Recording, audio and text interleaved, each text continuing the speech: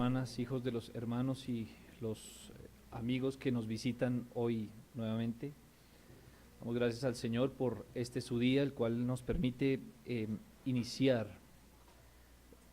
reunidos como hermanos y también seguramente aprendiendo y estudiando la palabra del Señor en este estudio bíblico, pero también en el culto de adoración que a continuación sigue. Bien. No estamos muchos, creo que hay una situación en la ciudad particular, pero el Señor está en medio de nosotros y así a Él le ha placido el día de hoy.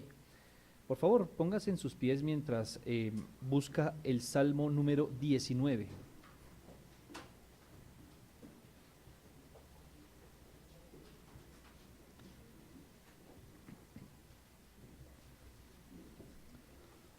Salmo número 19, sobre este salmo hemos de establecer o dedicar el estudio que tendremos los 3 siguientes domingos, así que le animo a que lo repase en su casa, por favor, pero en este momento daremos lectura del versículo 7 al 14. Salmos 19, yo leo el versículo 7, mis hermanos el 8, y así sucesivamente hasta el versículo 14. La ley de Jehová es perfecta, que convierte el alma. El testimonio de Jehová es fiel, que hace sabio al sencillo. Los mandamientos de Jehová son rectos, que alegran el corazón. El precepto de Jehová es puro, que alumbra los ojos. El temor de Jehová es limpio, que permanece para siempre. Los juicios de Jehová son verdad, todos justos. Deseables son más que el oro, y más que mucho oro afinado, y dulces más que la miel, y de la necesina del panal. Tu siervo es además amonestado con ellos. En guardarlos hay grande galardón. ¿Quién podrá entender sus propios errores? Líbrame de los que me son ocultos. Preserva también a tu siervo de las soberbias, que no se enseñoreen de mí. Entonces seré íntegro y estaré limpio de gran rebelión. Sean gratos los dichos de mi boca y la meditación de mi corazón delante de ti, oh Jehová, roca mía y redentor mío. Amén. No pierda la lectura y oremos. Señor y Padre celestial, te agradecemos, te alabamos en esta mañana. Gracias por tu palabra, gracias por traernos a la comunión de los santos. Gracias por haber permitido que haya armonía en nuestros hogares, los recursos suficientes para venir, la salud también para estar aquí. Aún también sabemos y entendemos o percibimos que muchos hermanos vienen en camino, que una situación particular hay hoy en tu providencia en nuestra ciudad capital, pero tu providencia alcanza todos los rincones, tanto de nuestras almas como de esta ciudad y todas las del mundo. Así que confiamos en ti, Señor, tú haces tu voluntad, estamos contentos, agradados con ella. Por ahora te pedimos, Señor, que entre tanto mis hermanos y otros amigos llegan, hables a nuestro corazón, Señor, como acostumbras a hacerlo. Ayúdanos a poner en práctica lo que escuchamos. Te lo suplicamos en nuestro Señor Jesucristo. Amén. Tome asiento, por favor.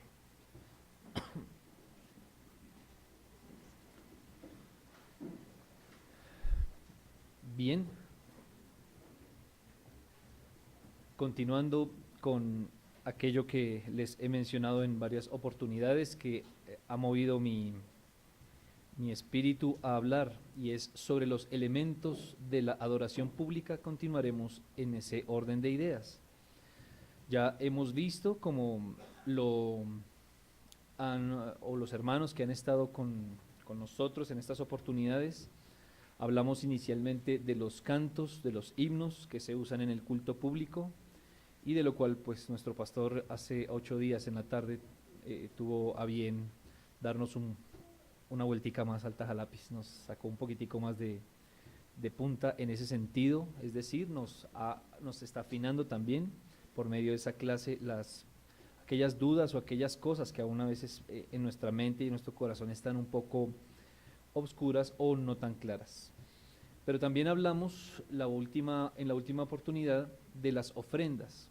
Vimos que era un sacrificio, tal vez lo recuerde, vimos las características de un sacrificio y también hablamos de las ofrendas regulares, ¿cómo se llama? El elemento sacrificial de ellas, y también en la última enseñanza hablamos de las ofrendas para los santos como un elemento de nuestro culto.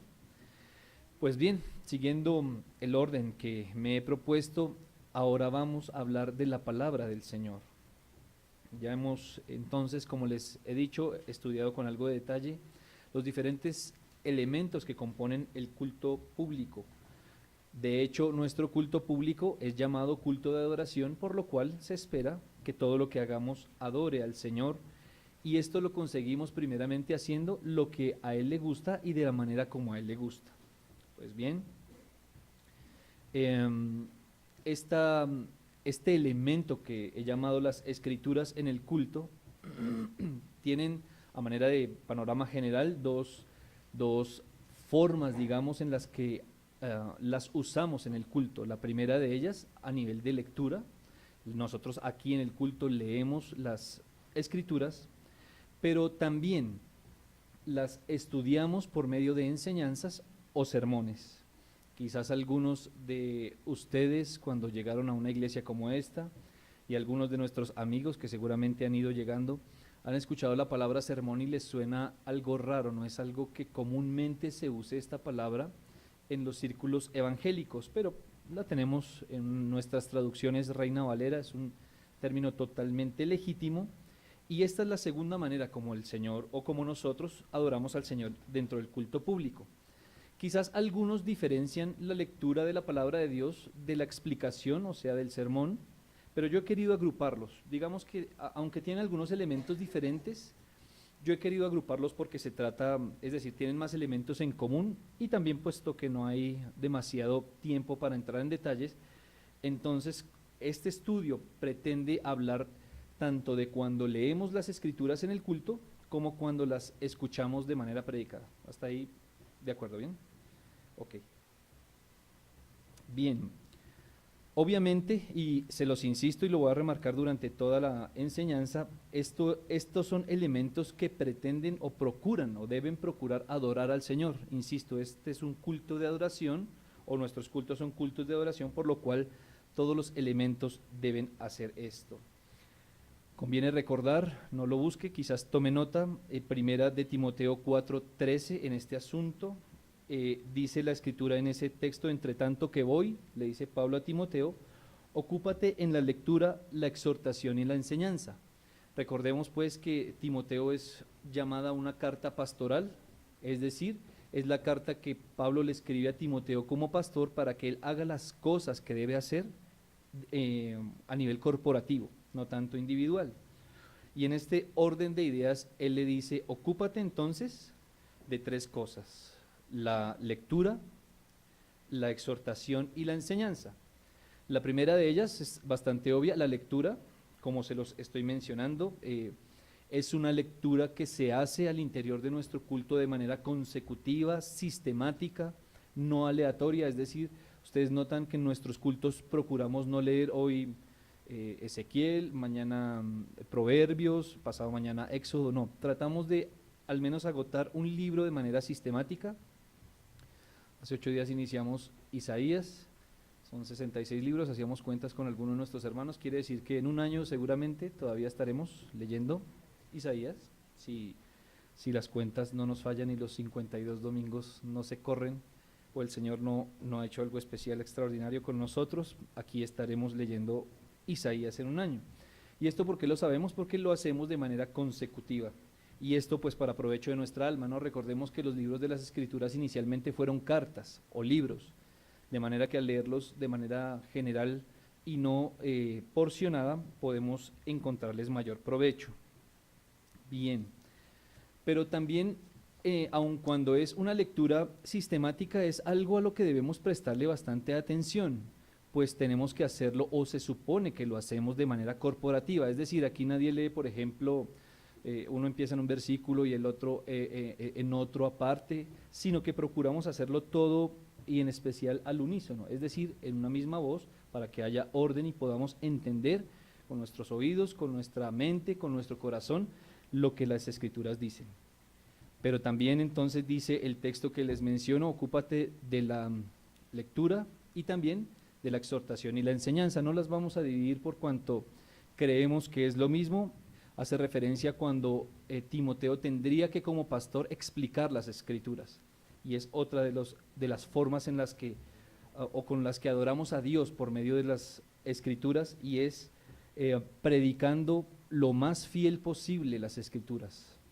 El Señor ha concedido, al menos por ahora, un varón en este lugar que se esfuerza, ustedes lo saben, lo sabemos, en ser fiel a las Escrituras, para que de esta manera tanto el impío sea llamado a la conversión por la predicación de la palabra, pero también el creyente sea santificado y sea cada vez más sabio y se conforme a la estatura de Cristo. Hasta ahí entonces el panorama general de lo que vamos a ver en cuanto a las Escrituras en estas 3 clases. Permítame ahora sí iniciar entonces en lo que corresponde a la clase de hoy. Hemos leído un texto en el Salmos número 19 o el Salmo 19 a partir del 7. Hemos visto cómo esta palabra de Dios, la cual usted leyó ahí como es mencionada, el salmista se esfuerza por amar esta palabra, es decir, sus elogios se desbordan hacia esta palabra, habla muchas cosas buenas de las Escrituras por varias razones que veremos en detalle. Así que para el salmista es claro que las palabras de Dios pues vienen de Dios mismo, de un Dios que ama, y por eso las atesora, las ama, las valora y procura guardarlas. Así que esto es importante tener en cuenta. Si usted es cuidadoso y si lee con detalle este salmo, usted notará que pareciera que el Salmo 19 del 1 al 6 fuera un salmo y del 7 en adelante fuese otro. Hay un cambio brusco en la lectura, o aparentemente. Si usted es detallista y cuando lo haga, se va a dar cuenta que los primeros 6 versículos, cuando habla de Dios, usa ese nombre, Dios, que pues para efectos, de estudio, es la palabra Elohim. Es el nombre con el que Dios se da a conocer a todo el mundo. Usted sabe que, es más, usted encuentra la casa de un no convertido, el carro de un no convertido, y dice Dios lo bendiga, o Dios está entre nosotros, o soy hijo de Dios, pero raramente hay un trato más personal como hacia Cristo o Jesús. ¿Por qué razón? Porque Dios se ha revelado, digamos, de forma general a toda la raza humana, y así se muestra en estos primeros 6 versículos del capítulo 19. Habla de lo que Dios ha hecho, de lo que ha fabricado con sus manos, de lo que Él planeó para la raza en general, o lo que llamamos más precisamente los creyentes la gracia común, aquella que ha extendido sobre toda la raza humana. Pero a partir del 7 hay un cambio drástico, y ya no usa el nombre de Dios, sino el nombre Jehová, o los que estudian, no sé si o no se sabe más bien si esa sea su correcta pronunciación, pero es el nombre de Dios que usó para mencionar un pacto. Es decir, cuando él iba a tener un contacto más directo y especial con una persona, usaba este nombre. Lo usó con Moisés, lo usó con varios hombres en la antigüedad. Ese es el nombre, prácticamente, permítame decirlo así, del Dios que hace un pacto o un compromiso con una persona o con un pueblo en este caso. Entonces, por esa razón vamos a estudiar estos versículos del 7 en adelante, como lo leímos, y si usted lo recuerda, hay un elemento, es decir, si usted exprime estos textos, sale una esencia, y es precisamente la palabra de Dios. Usa diferentes términos, usted lo leyó. Dice, por ejemplo, la ley de Jehová, el testimonio de Jehová, los mandamientos, los preceptos, los juicios, etcétera, pero está haciendo referencia a una misma cosa, y es la palabra del Señor. Hasta ahí creo que es claro para nosotros. Tan es así que a través de la historia al pueblo de Israel o a los judíos les fue otorgado el nombre de el pueblo del libro, Es decir, ellos siempre estaban relacionados con un libro que han de leer o que siempre leerían. Y pues obviamente al pasar el tiempo se espera o se ha evidenciado más bien que a los creyentes también se nos relaciona con un libro. Hasta hace muy pocas décadas, antes de que existieran todos los ayudas electrónicas, usted reconocía a un cristiano en la calle. ¿Por qué razón? Porque cargaba un libro, ¿sí? Era evidente que se distinguía por algo en especial, y era por ese libro que para este caso o para nuestros días es la palabra del Señor, la Biblia. En este orden de ideas, entonces, hoy les propongo que estudiemos los dos usos principales de la palabra de Dios en el culto público. Bueno, estos usos los tiene en todo momento, pero en especial en el culto público. ¿Cuáles son esos dos? Pues entremos en materia. El primero de ellos, el primer uso es la salvación de los perdidos. Por favor, lleve sus ojos al versículo 7 del Salmo 19, donde estamos estudiando. Y allí vemos en la parte A, es decir, la primera parte, que dice: la ley de Jehová es perfecta, que convierte el alma. Y lleve sus ojos a la segunda parte del versículo 8. El precepto de Jehová es puro, que alumbra los ojos. Bien. Como mencioné en la introducción, todo lo que se hace en el culto tiene que ver con la gloria del Señor, en especial con la gloria de Cristo, nuestro Redentor. Así que cuando la iglesia se reúne, su principal propósito con todo lo que hace es que Cristo sea glorificado.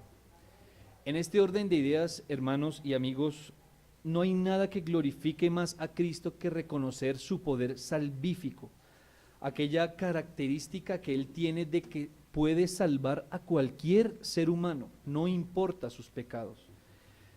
En este oficio del Señor, Él no tiene quien se le iguale, no hay un mediador, ¿sí? Algunos de ustedes saben, según su creencia dicen: sí, bueno, Cristo es el mediador entre Dios y los hombres, pero hay otra persona que es mediador entre el hombre y Cristo. No, no hay mediadores. En este caso, Cristo es suficiente, no necesita ayuda de ninguno. En este oficio de salvar, Él es el más eficaz. No tiene ni siquiera alguien que se le aproxime, ¿sí? Por esa razón nosotros no creemos, o más bien sostenemos, que aparte de Cristo nadie es salvo. No es cierto que todos los caminos los lleven al ser humano al cielo. Solo por Cristo y solo por Cristo correctamente predicado que el hombre puede llegar a ser salvo. Ahora retrocedamos un poco en el tiempo. Hubo un momento donde nuestro precioso Salvador pisó esta tierra.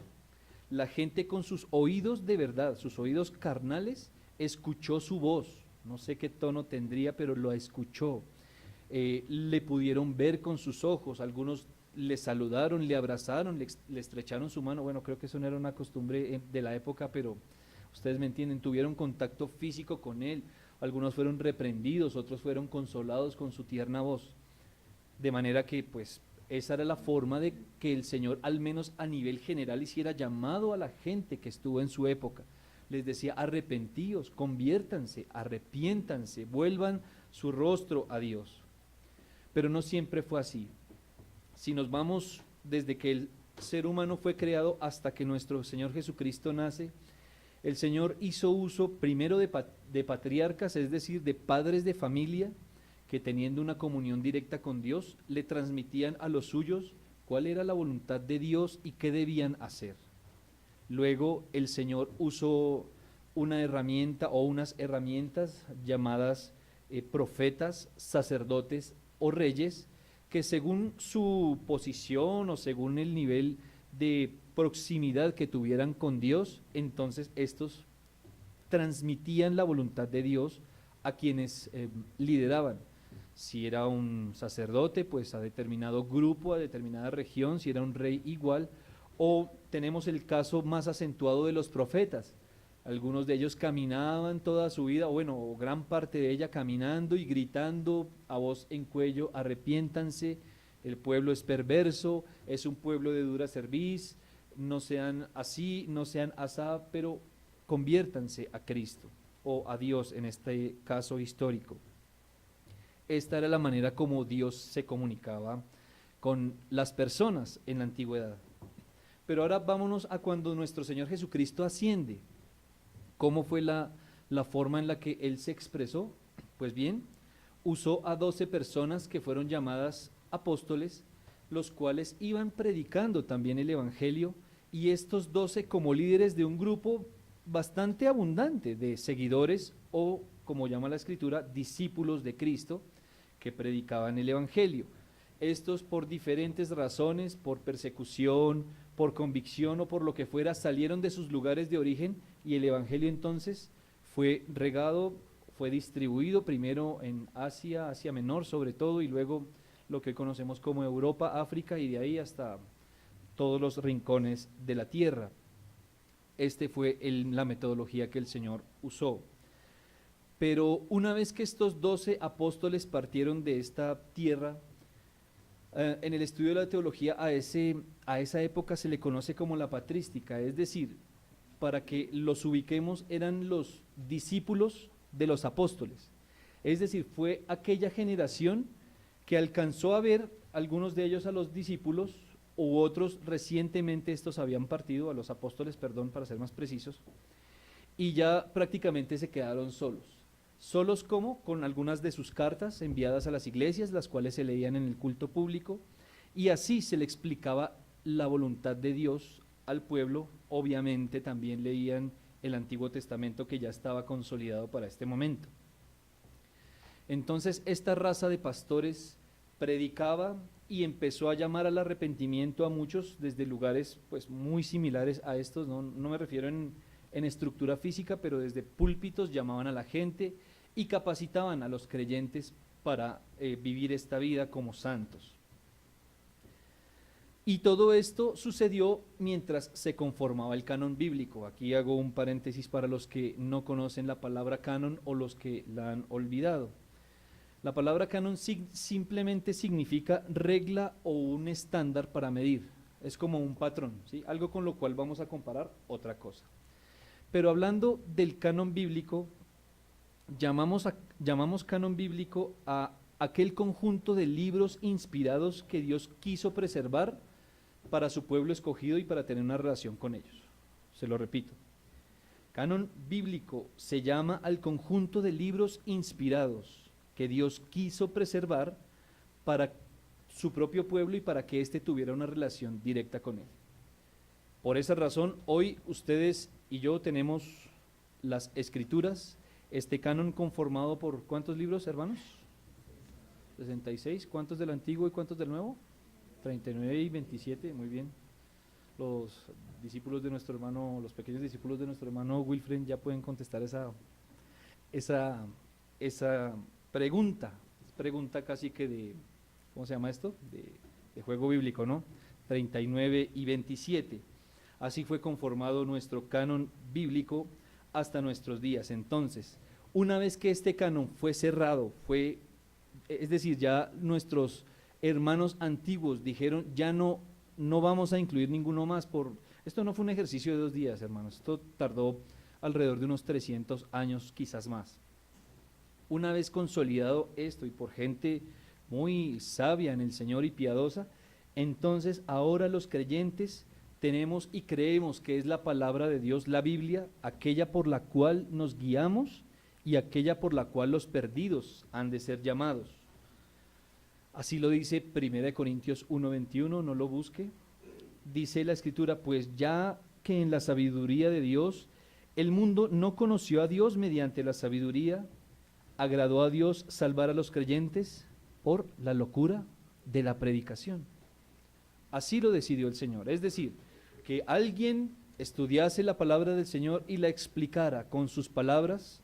Así fue que Dios decidió que el ser humano fuera llamado al arrepentimiento. De esta manera, el Salmo 19:7, por eso dice que la ley de Jehová es perfecta, que convierte el alma. Muchos usamos esa expresión, convertir, o yo ya soy convertido.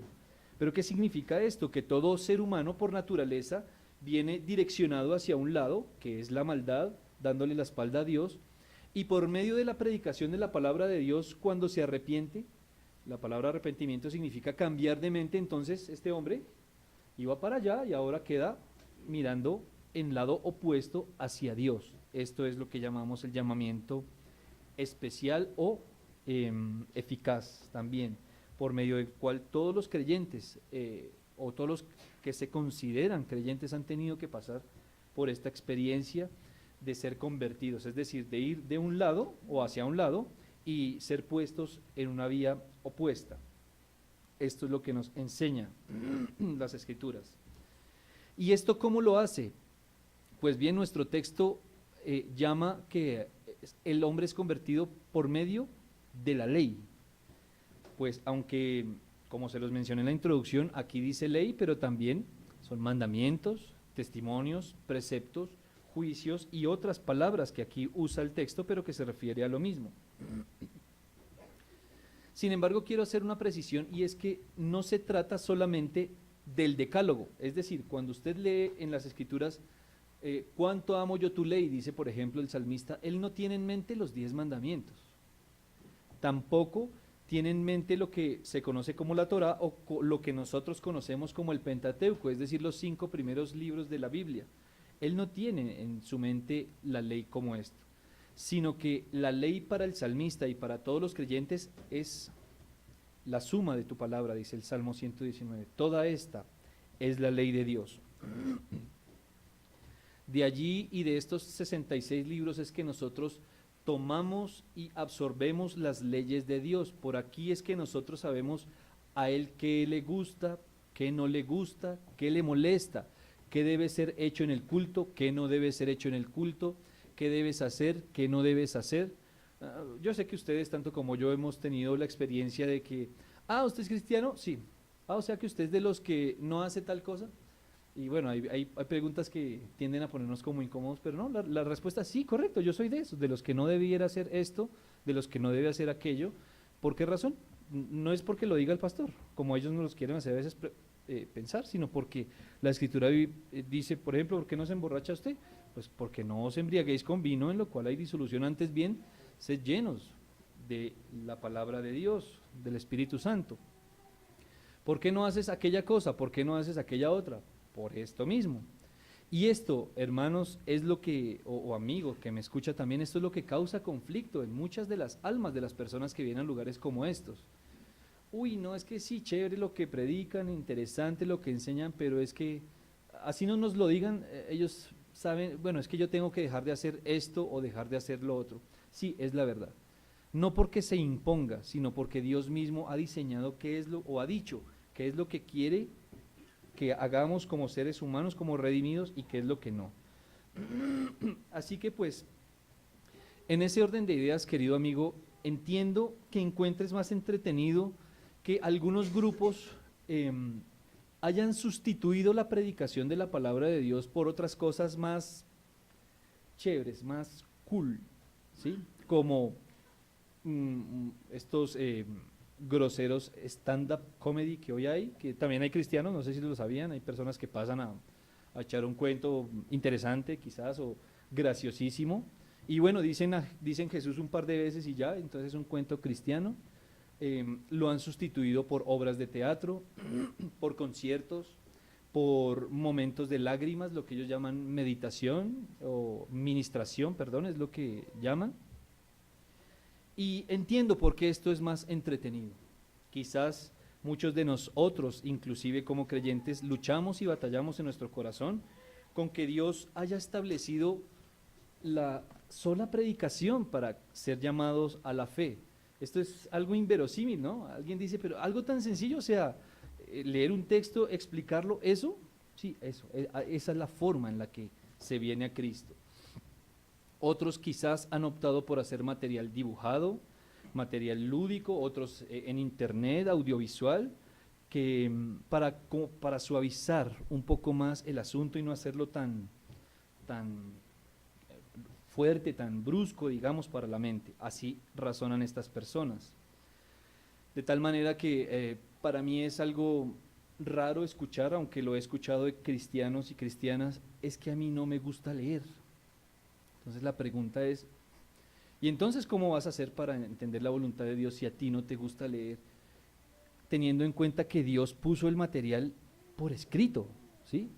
Es decir, si a ti no te gusta leer, no encuentro la primera persona que diga, no, es que a mí me gusta leer la Biblia, pero el resto de literatura no. No, esto no es cierto. Y no te engañes si tú piensas así. Realmente o te gusta o no te gusta. Y si no te gusta, la buena noticia es que puedes llegar a adquirir ese hábito y cuando te des cuenta eres un gran lector luchando contra tus propios gustos iniciales. Ahora, también hay que tener en cuenta que la palabra de Dios no se puso o Dios no la puso para entretener a ninguno. No es su función.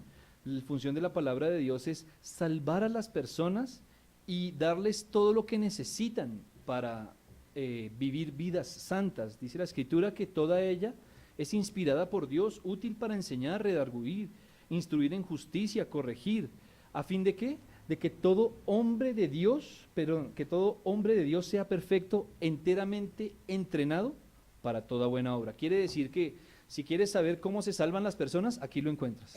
Si quieres saber cómo se santifican los creyentes, aquí lo encuentras. Eso, aquí está todo lo que tienes que saber en ese orden de ideas. Ahora, si bien he dicho que la palabra de Dios no fue dada para entretener a nadie, no significa que el creyente, a medida que la lee, que la escudriña, le encuentra ese gusto, ese amor, ese agrado para ella. Inicialmente, todos los que vinimos a la fe, cuando leían o predicaban las escrituras, quizás nos aguantábamos el momento de los cantos, el momento del saludo y el abrazo, pero la palabra de Dios nos parecía gravemente pesada. Hoy algunos de ustedes encuentran, igual que su servidor, la palabra de Dios amena a sus oídos. Y esto no es de nosotros. Si hoy te parece provechosa la palabra de Dios, es porque Cristo ha hecho ya una obra a través de su Espíritu. Ahora sí, entonces, en este orden de ideas, querido amigo, te pido que ores a Dios para que te abra el entendimiento y que por medio de las Escrituras puedas hallar y ver claramente a nuestro Señor Jesucristo.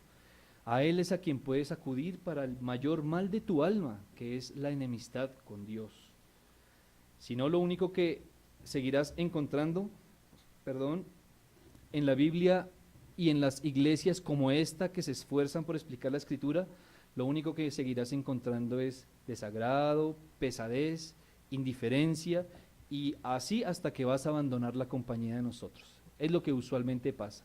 Si Dios no te convierte y no te hace estas palabras predicadas agradables a tu oído, lo más común que te pase es que las acabes sintiendo desagrado total por ellas hasta que nunca más te volvamos a ver, como ya ha pasado con algunas de las personas que hoy se sentaban allí donde tú estás, hoy ya no están con nosotros, no soportaron este trato paternal de Dios. Así que en unos minutos, cuando escuches la palabra del Señor, leída y predicada en el culto público que a continuación sigue, presta mucha atención porque es Cristo el que te está llamando con cada una de sus palabras. Aquí no se va a parar nadie, deja de criticar y de pensar en el mensajero, y esto lo digo tanto para hermanos como para no creyentes, deja de estar pendiente de quien está aquí. Detrás de él hay una persona enviando un mensaje y es Cristo mismo llamando a la santidad y al arrepentimiento. Así que ahorita mismo, estamos en una clase, ¿no? Ahorita sigue la práctica, en unos 30 o 40 minutos estaremos escuchando la palabra del Señor, así que prepara tu corazón para recibirlo de buena manera y al no creyente le digo, y cuando lo escuches, entonces ven a Cristo y a la familia de la fe pronto. Bien, este es el primer uso y es llamar a los no creyentes. Hablemos del segundo uso, santificar o capacitar al creyente.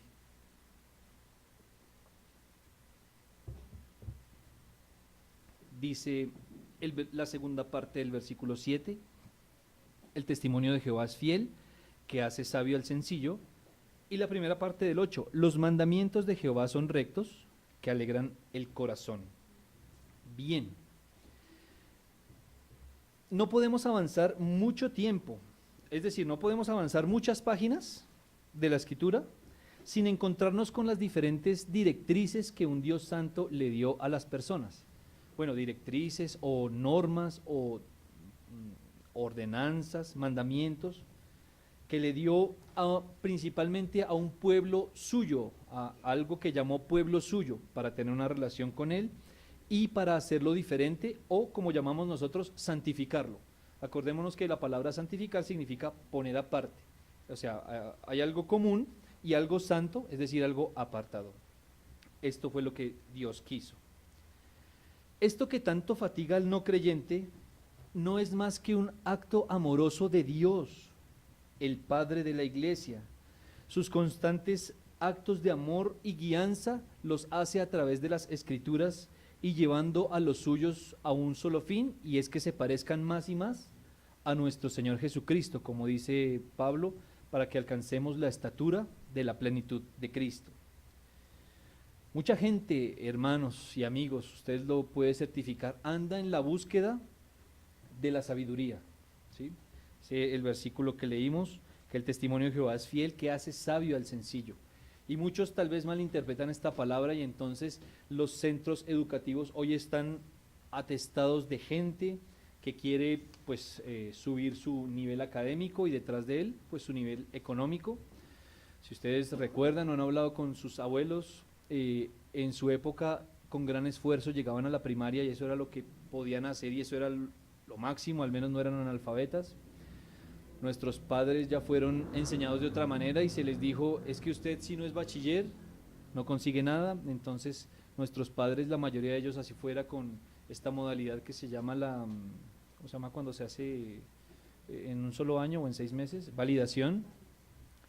Mejor dicho, a como pudieron, hicieron su bachillerato. A nuestra generación, ¿qué se le explicó? No, es que usted mínimo tiene que tener un técnico, tecnólogo o profesional, o si no, usted no es nadie. Y ahorita que nuestros hijos van a estudiar, ¿qué se les ha dicho? ¿Qué necesitan para ganarse la vida?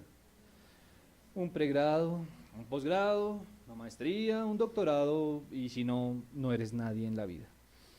¿Esto por qué? Porque el ser humano sabe que tiene que aprender, pero se ha enfocado en aprender lo que no es. Entonces tenemos muchas personas tratando de ganar sabiduría, pero de ganarla a donde no es, o ganarla no significa que este conocimiento no sirva. Sí, muchos de estos conocimientos te van a ayudar para lo que tú, o con lo que vas a sostener a la familia. Pero la escritura no fue puesta para ese tipo de sabiduría, sino para el tipo de sabiduría más importante. ¿Y por qué digo más importante? Máximo vamos a estar aquí 80, 100 años. Todo lo que estudies no te va a servir para más.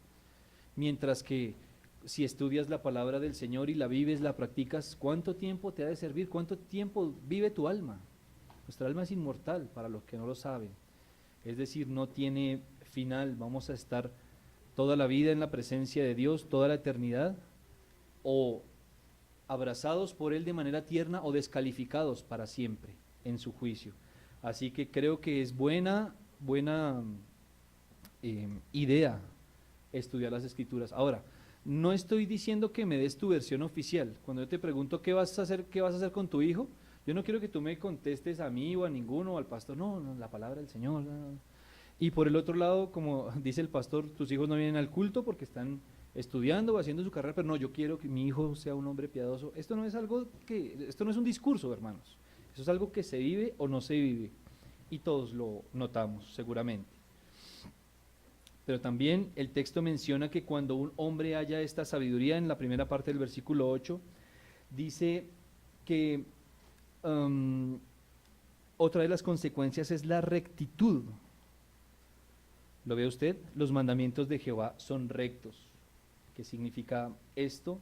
Que los mandamientos del Señor producen rectitud, es decir, te hacen una persona íntegra y de una sola vía, de un solo pensamiento, en este caso pues santo y agradable a Dios. ¿Por qué razón? Porque pues nuestra función o Cristo nuestro Señor prometió que iba a obrar en nosotros hasta perfeccionarnos, hasta la estatura de Cristo. Así que hay que encontrar, y esta es una de nuestras labores, encontrar la manera en la que nosotros vamos a parecernos más a Cristo, y esto es teniendo una relación con Dios por medio de su palabra. Pero lo voy a poner un poco más práctico. Hay muchos que no logran sacar un buen beneficio o un beneficio práctico, o lo que yo llamo un beneficio devocional de la palabra de Dios. Mire, les voy a poner solo un ejemplo de muchos. Algunos piensan de nosotros, o inclusive puede que haya entre nosotros gente que piense de esta manera. ellos creen o nos dicen algo así como, es que cuando ustedes le cantan a la Biblia están cayendo en algún tipo de idolatría. Mastiquemos bien esta frase o este concepto. ¿Será que al adorar la palabra del Señor, válgame la expresión, estamos cayendo en idolatría? ¿Acaso podemos distinguir entre lo que una persona es y lo que una persona dice? Les pongo un ejemplo muy sencillo. Traiga a su mente un par de enamorados, uno de ellos diciéndole al otro, eres lo máximo, eres lo mejor que me ha pasado. Entonces la persona que escucha dice, bueno, sí, yo a ti te amo, pero a tus palabras no mucho. No creo que eso pase. Y si pasa, tenemos razón en algunos casos porque el ser humano es perverso y puede llegar a mentir. Pero cuando es Dios el que habla, ¿cómo puede hacer un creyente para decir, Señor, yo te amo, pero a tu palabra no puedo amarla porque esto sería como amar a otro Dios? ¿Entienden lo que les estoy queriendo decir? Creo que es un error a veces y no le sacamos provecho a la Escritura porque pensamos, es decir, como que nuestra mente desliga, este es Dios y esta es la palabra de Dios. Pero si nosotros somos sensatos, vamos a ver que la palabra de Dios fue inspirada, dice la Escritura, o el texto más precisamente dice que fue soplada, exhalada de Dios, es decir, proviene de lo que Él es. Todo lo que está aquí es lo que Él es en su esencia. Entonces, me cuesta trabajo que hayan algunas personas que así piensan, no es que en su iglesia ustedes adoran a la Biblia. Bueno, no sé exactamente qué quieren decir, pero no pudiera distinguir yo de qué es Dios y qué es lo que Dios me dice, de manera que yo pueda como distinguir esas dos cosas. Y creo que por esas razones o por esas pequeñas, ¿cómo se llama?, choques en nuestra mente es que nosotros no le sacamos muchas veces provecho a la Escritura. Ahora bien, aquí vale la pena preguntarnos algo como el salmista. ¿Realmente experimentamos alegría y satisfacción en el corazón cuando leemos o escuchamos las palabras de Dios predicadas en el culto público? El salmista dice que él está agradado de estas palabras de Dios. En 8 días veremos el versículo 10, deseables, dice él, son más que el oro. Quizás pudiéramos expresarnos igual que el salmista, hermanos. Bien. Pareciera más bien que la gente de esta generación encuentra más alegría y complacencia en otras cosas, sus esposas, esposos, hijos, en su casa, en su carro, en su celular, con el cual algunos tienen una relación personal e íntima, su estudio, su carrera, su trabajo, etcétera, para luego ponerse a pensar y decir, ¿y yo por qué no crezco tanto? Pues por esa razón, porque no amas tanto lo que debieras estar amando. Y esto hay una manera práctica de medirlo y es la forma o el gran esfuerzo que algunos hacen para escuchar la palabra del Señor. Algunos cuando mencionan que viene la predicación, entonces como que estaba todo feliz y o al menos quizás puedan su cara, ¿cómo se llama?, actuarla, pero su corazón entra en pesadez. O como nos lo ha explicado el pastor, algunos hasta entran en modo sueño, ¿cierto? Predicación, ya de una vez queda. ¿Y esto por qué? Porque nuestra alma realmente no tiene esa hambre y esa sed de ser nutrida por la palabra del Señor misma. Así que, queridos hermanos que me escuchan, siendo este propósito de capacitar al creyente y santificarlo, no vas a ser sabio con solo leer las palabras de Dios. Algunos de nosotros tenemos en nuestros devocionales la práctica de pasar nuestros ojos por encima de las letras, pensando que eso es leer o estudiar las Escrituras. No, así no vamos a sacar un verdadero provecho. Más bien hay que meditar en ellas. Esto lo veremos en la clase número 3, meditar en ellas. Hay que hacer, es decir, esto es un acto intencional, de esfuerzo, de trabajo. Recordemos la definición de la palabra sacrificio que ya vimos. Es decir, requiere esfuerzo, dedicación y toda intención. Quiera el Señor entonces seguir salvando y capacitando a los creyentes, a los suyos, por medio de la palabra predicada y leída, y como dice el texto que leímos, por medio de la locura de la predicación. Para terminar, quiero aplicar de la siguiente manera, querido hermano. ¿Cuántas veces tú mismo has dicho, es que yo no sé hacer esto o aquello, o Quizás has dicho, yo no soy muy hábil cuando me preguntan sobre este u otro tema. Bueno, bien. La pregunta es ¿por qué? Si llevas tanto tiempo siendo entrenado, porque a veces aún nos quedamos cortos a la hora de dar una pequeña explicación. No se te pide que recites las teologías sistemáticas, se te pide que sepas, como dice Pedro, dar razón de la fe que hay en ti. Quizás muchas de esas cosas que no sabes resolver es porque no prestas la atención debida cuando se predica la palabra del Señor. Quizás estás escuchando y estás viendo cómo el predicador mueve sus labios, pero tu corazón no está allí con el fin de aprender. Recuerda que tú no vienes aquí para escuchar, sino para aprender, y este es un ejercicio diferente. Así que, querido hermano y amigo, ¿quieres ser sabio? Escucha atentamente la palabra de Dios. ¿Quieres ser santo? Como respondería el pastor de nuestras almas, el que tiene oídos para oír, que oiga. Entonces, en ese orden de ideas ya entiendes un poco más esta frase que tanto mencionó nuestro Señor. Es decir, si tienes oídos, no significa deja pasar el sonido por los oídos, significa escucha, pero escucha para hacer. Es decir, compromete tu corazón mientras escuchas la palabra del Señor. Oremos, por favor. Padre bueno y misericordioso, te agradecemos por tu palabra, la cual está puesta aquí en medio de nosotros. Queremos agradarte, Señor, en el culto público mientras la escuchamos. Sé tú santificándonos, capacitándonos como creyentes y llamando a los no creyentes a la fe. Te pedimos estas cosas, así como que te glorifiques en medio del culto que a continuación sigue. En Cristo Jesús, Señor nuestro, oramos. Amén. No se disperse en su mente y en su corazón. Bendiciones.